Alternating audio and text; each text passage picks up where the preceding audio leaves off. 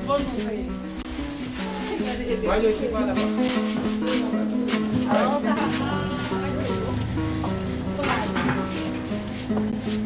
je m'appelle Sally Faye. Je suis infirmière d'État du poste de santé de Thiomon. Donc, on a reçu beaucoup de matériel qu'on va travailler ici à Thiomon. Donc, on est très contents et très heureux, quoi.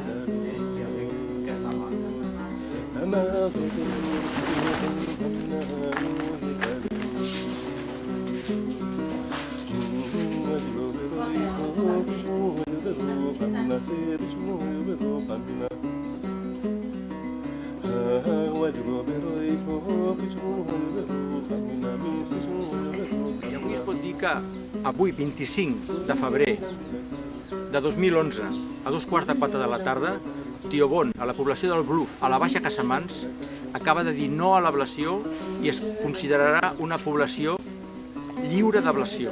I estic convençut que...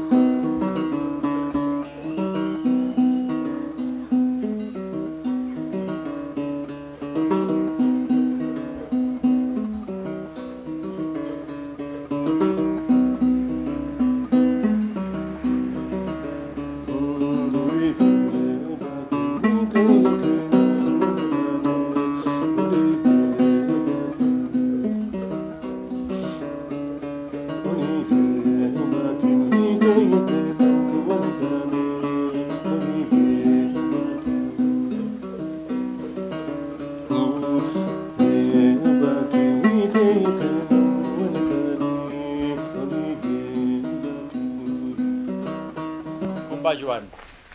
Pues muy bien, ha costado hacerles entender que tenían que trabajar en equipo, no todos pintar, no todos preparar, no todos arriba y no todos abajo, sino uno delante y otro detrás. Vale. Pero ha sido fácil porque ellos sabían perfectamente. Pintura.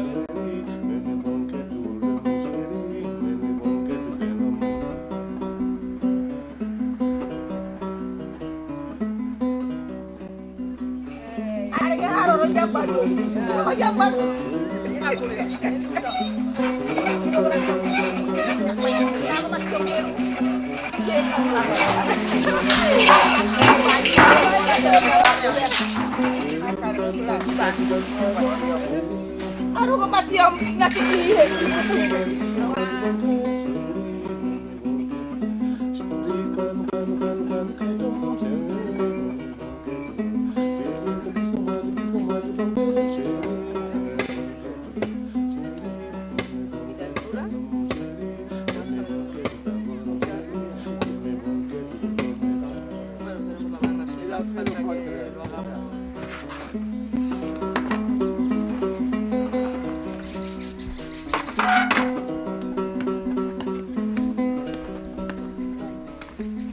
Por això el xaval s'ha posat a dalt. Yo me estaba preguntando lo mismo de ti.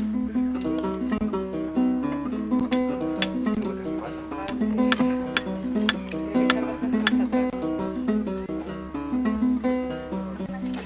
No, no, yo sigo sin correr. Yo sí que tengo que correr. Vosotros sí, a vosotros.